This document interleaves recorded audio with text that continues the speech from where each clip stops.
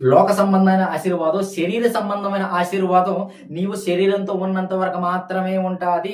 శరీరాన్ని విడిచిపెట్టిన తర్వాత నువ్వు శరీర సంబంధమైన ఆశీర్వాదం ఉండదు. దీన్ని దాటి వెళ్ళిన తర్వాత కూడా నీకు ఉపయోగపడే ఆశీర్వాదం ఏంటో తెలుసా?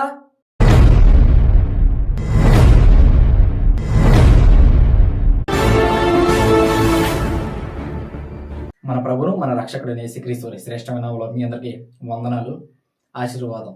క్రైస్తవుడికి మాత్రమే కాదు, ప్రతి ఒక్కరికి, ఈ భూమి మీద ఉన్న ప్రతి ఒక్కరికి ఆశీర్వాదం అనేది కోరుకుంటూనే ఉంటారు. ఎందుకంటే దేవుడు మనల్ని క్షయమైన దేహంతో పంపించాడు. అంటే పరిశుభ్ర బాడీ, ఈ పరిశుభ్ర బాడీ ఉన్నంత వరకు ప్రతి ఒక్కరికి ఏదో ఒక సమస్య ఉంటూనే ఉంటుంది. రోగాల బారిన పడుతుంటారు, అప్పులు అంటారు, ఇంకేదో what ever it maybe. So చాలా మందికి చాలా ప్రాబ్లమ్స్ అనేవి వస్తూనే ఉంటాయి. కానీ ఈ ప్రాబ్లమ్స్ అన్నిటి నుండి ప్రతి ఒక్కరు, అంటే ఈ భూమి మీద ఉన్నంత వరకే ఎవరు కంప్లీట్ కంఫర్ట్ జోన్లో ఉండలేరు. అన్కంఫర్టబుల్ జోన్లోకి పడుతుంటారు, లేస్తుంటారు. సో పడిన ప్రతిసారి కావాలనుకునేది ఆశీర్వాదం. అంటే పడిన ప్రతిసారి కావాలనుకునేది ఈ ప్రాబ్లం నుండి సాల్వ్ అయిపోవాలి, ఆశీర్వాదం కావాలి. క్రైస్తవులు మాత్రమే కాదు, ప్రతి ఒక్కరు ఎవరైనా సరే ఏదైనా ప్రాబ్లం వచ్చిందంటే, అంటే ఏదైనా సమస్య వచ్చిందంటే దాని నుండి విడుదల పొంది మనకు ఆశీర్వాదం కావాలి అని ప్రతి ఒక్కరు కోరుకుంటూనే ఉంటారు. అవునా కదా? ప్రతి ఒక్కరూ ఆశీర్వాదాన్ని కోరుకుంటూనే ఉంటారు, బ్లెస్సింగ్స్ని కోరుకుంటూనే ఉంటారు. దేవుని దగ్గర నుంచి ప్రతి ఒక్కరూ బ్లెస్సింగ్స్ని కోరుకుంటూనే ఉంటారు, దేవుని అడుగుతూనే ఉంటారు, తీసుకుంటూనే ఉంటారు. సో ఈ ఆశీర్వాదం, సో దేవుడు అంటే ఈ భూ సంబంధమైన, అంటే మనం భూ సంబంధం కాబట్టి, అంటే ఈ శరీరాన్ని ధరించుకొని భూమి మీద ఉన్నంత వరకు ఏదో ఒక సమస్య మనకు వస్తూనే ఉంటుంది. సో మనం దేవుడిని అడుగుతూనే ఉంటాం, ఆయన ఇస్తూనే ఉంటాడు ఆయన చిత్తానుసారంగా. మరి ఆయన ఈ భూ సంబంధమైన ఆశీర్వాదం అంటే నువ్వు ఈ భూమి మీద ఉన్నంత వరకే ఉపయోగపడుతుంది. భూ సంబంధమైన ఆశీర్వాదం నువ్వు భూమి మీద ఉన్నంత వరకే ఉపయోగపడుతుంది. మరి చనిపోయిన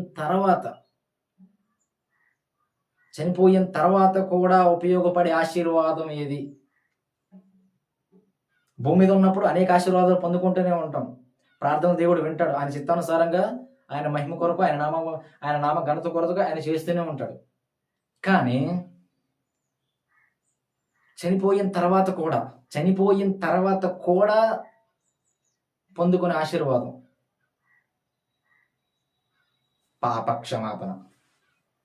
పాపక్షమాపణకి మించిన ఆశీర్వాదం ఈ లోకంలోనే లేదు. ఈ లోకం ఏంటి? ఈ కనిపించిన విశ్వంలో పాపక్షమాపణ మించిన ఆశీర్వాదం మరొకటి లేదు. పాపక్షమాపణ జరిగితే నిత్యత్వంలో అన్కౌంటబుల్ డేస్, లెక్కింపలేని దినములు, యుగాలు ఉంటాం మనం. ఎప్పుడు? పాపక్షమాపణ జరిగినప్పుడు, పాపక్షమాపణ అనే ఆశీర్వాదం మనకు వచ్చినప్పుడు. అది ప్రభువైన యేసుక్రీస్తు వారిలో మాత్రమే సాధ్యం. ఆశీర్వాదం కావాలి, ఆశీర్వాదం అనేది ప్రతి ఒక్కరికి కావాలి. అంటే ఈ భూ సంబంధమైన ఆశీర్వాదాలు మరి వద్దంటే కావాలి, నాకు కూడా కావాలి, మీకు కూడా కావాలి. కానీ ఇది ప్రాముఖ్యమై ఉండకూడదు, కేవలం ఇదే ప్రాముఖ్యమై ఉండకూడదు. చాలా మంది ప్రభువైన యేసుక్రీస్తు వారిని అంగీకరించేవారు ఈ కేటగిరీలో ఉంటారు. కొరింథీ పత్రికలో చెప్పమంటూ క్రీస్తు యేసునందు ఉన్నవారు, అంటే ఈ లోక సంబంధమైన వాటి కొరకే క్రీస్తు యేసునందు ఉంటే మనుషులందరికంటే దౌర్భాగ్యం అని అంటాడు పౌలు. ఈ ఒక్క వచనాడు, బైబిల్లో ఉన్న ఇన్ని వచనాలని బట్టి ఈ ఒక్క వచనాన్ని పక్కన పెట్టనుకోండి, సగానికి పైగా ఫిల్టర్ అయిపోతారు. ఈ ఒక్క వచనానికి సగానికి పైగా ఫిల్టర్ అయిపోతారు. లోక సంబంధమైన వాటి వరకు క్రీస్తు యేసునందు ఉంటే, ఈ లోక సంబంధమైన మనుషులందరికంటే దౌర్భాగ్యం. మనం ప్రభువైన యేసుక్రీస్తు వారిని అంగీకరించింది నిత్యత్వం కొరకు, నిత్య జీవం కొరకు. ఆ నిత్య జీవం రావాలంటే పాపక్షమాపణ జరగాలి. పాపక్షమాపణ జరగాలంటే పశ్చాత్తాపం రావాలి. పశ్చాత్తాపం జరిగినప్పుడు పాపక్షమాపణ వస్తుంది, పాపక్షమాపణ వస్తే రక్షణ వస్తే నిత్యత్వం వస్తుంది. ఇదే అతిపెద్ద ఆశీర్వాదం. ఈ శరీర సంబంధమైన ఆశీర్వాదం అంటే శరీరం ఉన్నంత వరకే ఉంటాయి. కానీ పాపక్షమాపణ నుంచి వచ్చిన ఆశీర్వాదం అంటే నిత్యత్వంలో ఉంటుంది. ఇప్పుడు చెప్పండి, అతిపెద్ద ఆశీర్వాదం ఏది? శరీరంతో ఉన్నదా, ఆత్మతో ఉన్నదా? ఆత్మీయంగా మనం చనిపోయిన తర్వాత వచ్చేదా? శరీర ఆశీర్వాదం అనేది శరీరం ఉన్నంత వరకే. చనిపోయిన తర్వాత ఉపయోగపడేదే అతిపెద్ద ఆశీర్వాదం. నిత్యత్వంలో ఉపయోగపడే ఆశీర్వాదం పాపక్షమాపణే. అది ప్రభువైన యేసుక్రీస్తు వల్ల మాత్రమే సాధ్యం. ప్రభువైన యేసుక్రీస్తుని అంగీకరించగలవా నువ్వు నిత్యత్వం కోసం? భూ సంబంధమైన వాటి కొరకు మాత్రం యేసుక్రీస్తుని అంగీకరిస్తున్నావా? లేదు, నిత్యత్వం ఆయనతో గడపడం కోసం ప్రభువైన యేసుక్రీస్తుని అంగీకరిస్తున్నావా? ప్రశ్న మీకే. ఒకసారి మిమ్మల్ని మీరే పరీక్షించుకోండి, మీ మనస్సాక్షిని మీరే పరిశీలించుకోండి. ప్రభువైన యేసుక్రీస్తుని దేని కొరకు అంగీకరించావు నువ్వు? దేనికి అంగీకరించాను నేను, దేనికి అంగీకరించారు మీరు? ప్రతిదీ మిమ్మల్ని మీరే ప్రశ్నించుకోండి. ఈ లోక సంబంధమైన వాడు కొరకు యేసుక్రీస్తును నేను అనుసరించారా, లేదు నిత్యత్వంలో ఆయనతో కలిసి మహిమ రాజ్యంలో ఆయనతో పాలిభాగస్థులవడం కోసం నేను ఆయన అంగీకరించానా అని మిమ్మల్ని మీరే ప్రశ్నించుకోండి. మీకే అర్థం అవుతుంది.